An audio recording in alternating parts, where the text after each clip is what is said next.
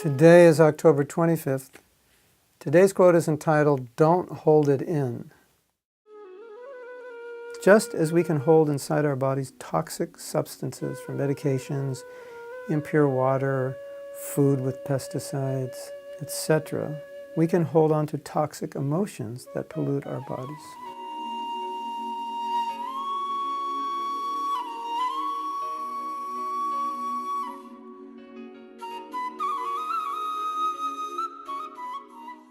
I don't know if you're aware of it, but I think it's obvious that we pollute our bodies with too much sugar,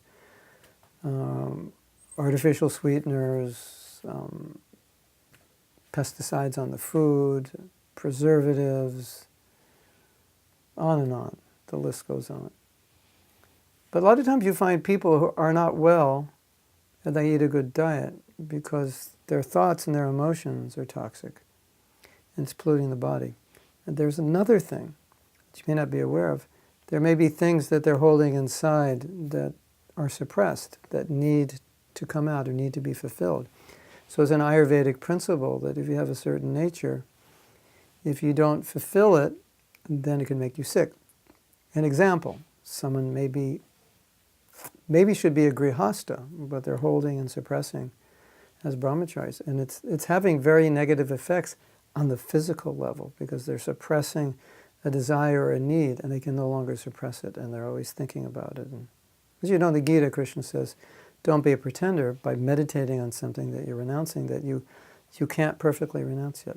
But I have a story for you, and this is just very practical information that I think will be helpful for you that has some connection with Ayurveda and some also philosophical connection or interest. So I had a friend who was a musician before she was a devotee, and for many years in Krishna consciousness, she would always be performing publicly in the temple, at festivals, and even sometimes forming little bands, rock bands, Krishna conscious rock bands, light rock.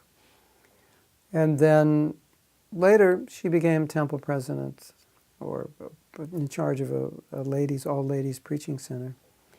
And I was traveling in the area and I had spent some time there. There was a festival. And she had told me that her health wasn't good. And later on she told me that she went to an Ayurvedic doctor and the doctor told her that the reason your health isn't good is because you stopped playing music. And now she's managing, she's an artist, so management and artistry don't usually go well together. It's not something that she really liked doing. So she had this need to do music, but she had to suppress it or contain it because it wasn't really part of her service. And it built up inside of her in such a negative way, it needed to come out, that she got sick. Now, I don't know if that's your case, if there's something inside of you that just you're suppressing and it's not healthy for you to suppress. I'm not saying you should not follow principles of Krishna consciousness and so forth. But it's something to meditate on, that there may be certain nature we have, certain needs we have. Maybe it's to teach, maybe it's to do this, to do that. Maybe it's to be in a certain ashram or a certain temple or a certain program or something that's really important for you that's kind of burning inside. It's your nature, you have this creativity or this talent, it's something you have to express, and you don't. Now, someone could say, but we're not just able to do what we like to do. We live in temples, and that's true. But it's just information that at a certain point in your career in Krishna consciousness, if there's something that you're really meant to do, that's something really integral to your nature, and you don't do it, and you just kind of fight it and ignore it, it can actually have negative effects on your health. So I'm just throwing that out because it's part of what Ayurveda teaches, and I think that does happen to some devotees. And who knows, maybe someone's going to hear this who is actually not healthy and is going to realize that's the reason. They've suppressed something and they're not in a good frame of mind, and it's having a toxic effect. The last thought I would like to leave you with, and again, this is just practical. I had a friend who seemed to be very, very healthy, took very good care of herself, was always very bright and effulgent, and very happy. At least it appeared that way. And all of a sudden, we found out that she had, I believe, liver cancer, and maybe 4 months after we found out, she died. And everyone was puzzled. So why? Why? What could be the answer? There had to be something going on within her life that was unsettling. And I think I know what it was when I looked at it in retrospect. Another friend I had died maybe a year ago, or a year and a half ago.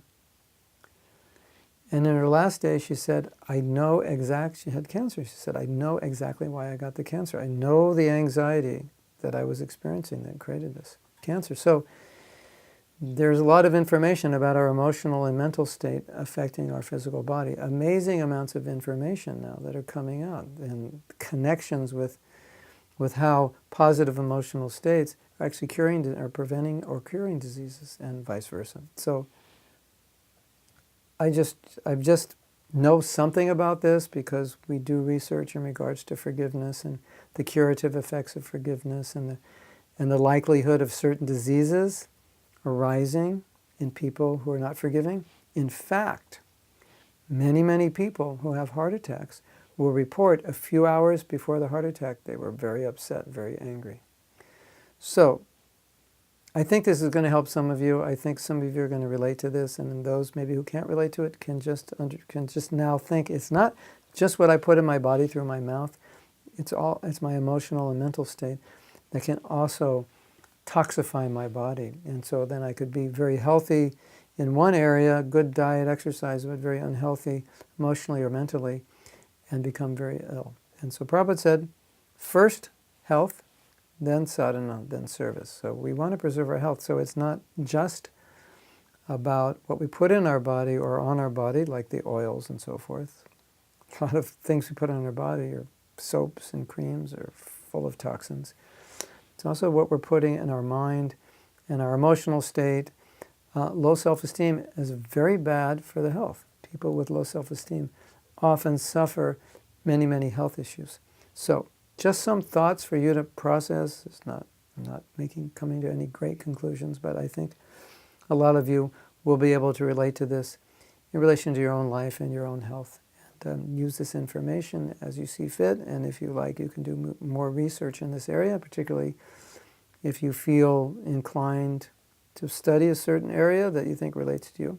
And always remember that Krishna consciousness is natural. We want to engage our propensities and nature in Krishna service. We don't want to suppress it, because that suppression can build up in us and come out in very bad ways. And as I said, it's not that we just want to do anything. Oh, I'm not supposed to suppress myself. Mahatma Prabhu said, don't suppress.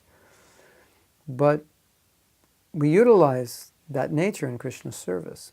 That's what we don't want to suppress, things which are very integral to our nature that we can use positively in Krishna's service, or find an outlet in a positive way.